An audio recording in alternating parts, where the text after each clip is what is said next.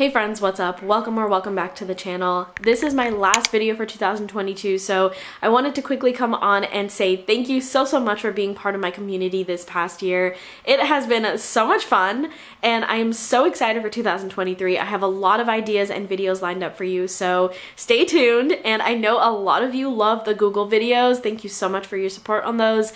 And I did want to quickly mention, because I know I haven't talked about it in the past few weeks, I am going to be doing a pros and cons video for my Google Pixel 7 Pro very soon, right at the start of the new year, so stay tuned, it's coming very soon. But I also know during this time of year, a lot of people are gearing up for 2023 goals and resolutions and just wanting a fresh start, trying to be a little bit more productive in a new year, including myself. I am one of those people. I love this time of year to do those kinds of things. So in today's video, I wanted to share with you how exactly I use the different forms of organizational tools to be as productive as possible, because I think in the method that I like to stay organized, different forms of organizational tools are really important for me, and I think each of them have their own pros.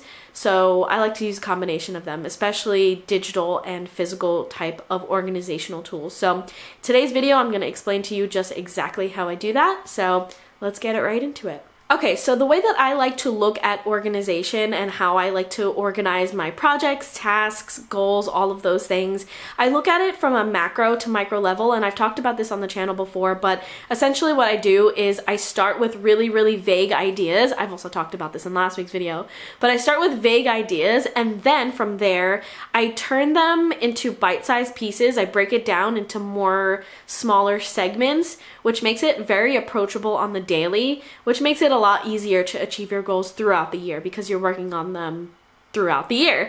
So starting with macro, I'm going to use one example throughout this entire video to make this a lot more easy to visualize. But if we looked at something as macro as I want to read more, that's something that's really vague, and it's not exactly something that you can measure. But if I were to break it down, I can break it down into something like I want to read one book a month, and then I can break it down even further to I want to read for 10 to 15 minutes every single morning during the weekdays, and that will eventually turn into an achieved goal of being able to read more throughout the year. So you can see how it started from something really large, and then I broke it down into something really small, which made it a lot more accessible. So that's essentially like how I organize my projects, goals, and tasks. So I use organizational tools in order to help me get from this point all the way down to this point and keep myself held accountable, and I keep track of things and stuff like that, because it's one thing to say that I'm going to read more, but it's another thing to actually keep track of me reading more. Otherwise, I would completely forget to read, let's be honest. If you've been part of this channel, you know that I will completely forget that. So starting with the macro level, my tool for macro level types of organization is Notion. So Notion is like a huge hub. I've talked about Notion on this channel before. If you want to see some tours, they are on the channel. If you want to see an updated one, let me know. But Notion is a hub for just about whatever you want, and it can be as large and vague as you want, or as micro and as detailed as you want. But I like it for macro level kind of organizing, because I can literally go into Notion and create boards for large topics such as reading, say that's a large topic, and then I can just go into my board and start jotting down whatever the heck I want to jot down. It's vague, like I can do whatever I want into this board, but it is there for me to do that, to do exactly that, throw a bunch of ideas in there, whatever it may be. So that's why I really like Notion, and I have been spending the past week in there just throwing all sorts of things in there, just ideas as vague as they can be, and it could be as messy as I want it, because I just kind of just type things down into like one large note in each of those boards. And of course, obviously, I'm not only achieving a goal of reading more. I have other goals in there, so I have other boards in there. So it's just a nice hub to keep all of those thoughts in one space. When I go from that huge macro level, I like to shift it into a middle ground. And the middle ground is obviously not as large as a macro level, but not as small as a micro level, which we'll get into very soon. But it's somewhere in between, somewhere where I can flesh out the details of the big macro goals, but not to a point where it's at my daily task just yet. The platforms that I like to use for that middle ground is Notion, again, and bullet journaling. So, like I said, Notion is a huge hub, and you can be as macro as you want or micro as you want, or as vague and detailed as you want. So I get a little bit more detailed, and like I said in the example of me wanting to read more, that vague idea, I turned it into a reading log in my Notion, which makes it a little bit more detailed.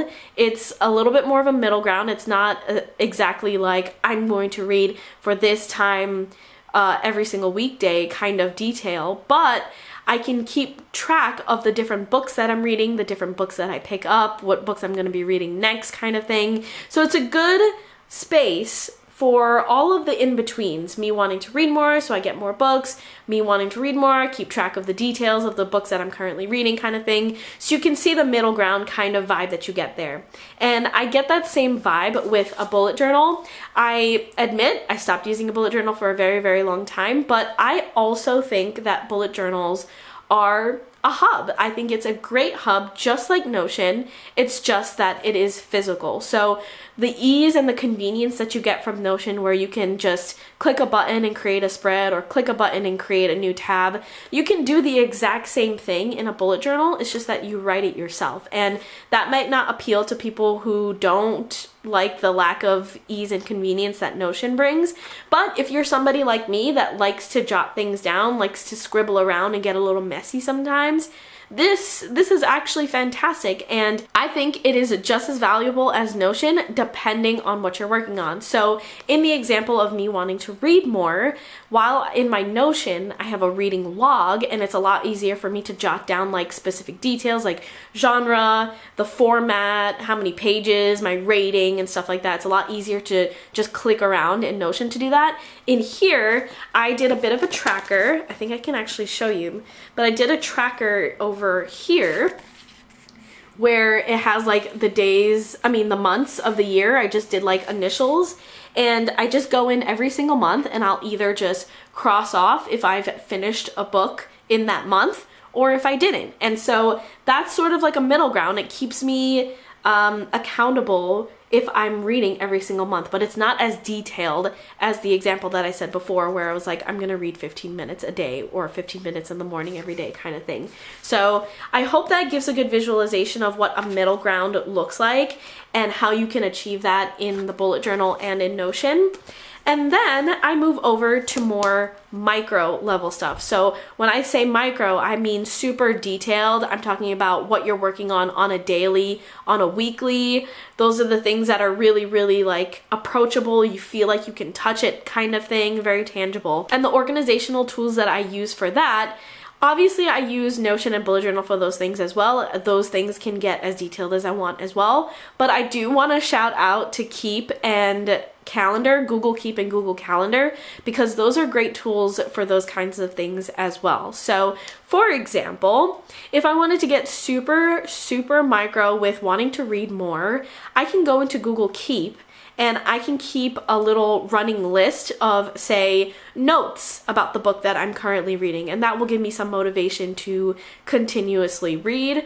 Or I can do a little bit of a tracker, like a to-do list of how I'm reading every single week. So say I have like a morning routine in my Google Keep and it has a checklist, and part of that checklist has read for 15 minutes. I can check that off every single day, and that will be part of my Google Keep organization that is on a very, very micro level. The same example, using Google Calendar, I can use reminders on Google Calendar, and I can set a reminder for myself every single day at 8 a.m. to pick up my book and read, and it will buzz on my phone every single day at 8 o'clock. I can get reminded, obviously, to pick up my book, read, and then when I finish, I can hit done on that reminder, and it will pretty much show as like a check mark. It will like cross off on your calendar as if you completed a task. So that's how you can bring something as large as I want to read more throughout the year into something as I read every single day of the weekday for 15 minutes at 8 a.m. and have that checked off on my Google Calendar. And I will also say all of these things are super, super great for reflection and keeping track and looking back at it after a few months or quarterly, whatever it is that you like to go back and hold yourself accountable. I talked about this in last week's video where you should already have some Google Calendar slots on your calendar for 2023 where you're going to check in with yourself with your goals. And all of these things, like all of the notes that you take in Notion or in your bullet journal or in Keep or Calendar, you can literally look back at this and not have forgotten anything. So if you're looking at this goal like, oh, I want to read more, and then it's March, which is like your first quarterly check-in, you can go back into your Google Calendar and you can see all the different times that you crossed off read at 8 a.m. for 15 minutes, and you could say like, wow, I read every single day in February. I read every single other day in January, and you can actually hold yourself accountable and have measurables, which is really, really awesome. I know I'm nerding out, but like that's a really, really great thing. And that's what's super good about having these tools, is because you can measure success or lack of success, and then you learn from those lessons without having to all rely on your brain for all of these things. There's just too much for the average person to be thinking about, and it's really good to have these tools to just rely on, so you don't have to rely on your memory 100% of the time. All right, y'all, so I hope this video was helpful or insightful in how I use all of these different tools. Obviously, you don't need to use all of these tools, even though I think I just listed Notion, bullet journaling, Google Keep, and Google Calendar. You don't have to use all of these things. You can use one, you can use two, a combination of whatever it is that is most helpful for you, but this is just how I like to do it. I love to see all of the different details, so it just works out for me. But let me know what works out for you in the comments. Let me know if you want me to talk about any of these different platforms in more detail in the new year, because I'll definitely jot that down. And yeah, I'm just excited for you and your 2023 goals. I am still interested in hearing what your goals are. So if you've gotten to that point in your preparation, let me know in the comments what you've got going on. I've got my goals in my bullet journal. I'm so excited to get started on them. I'll tell you about them in the new year, so stay tuned for that. But that is all for this week's video. Thank you so much for being here. Again, I appreciate you being part of my journey in 2022, and I'll see you in 2023.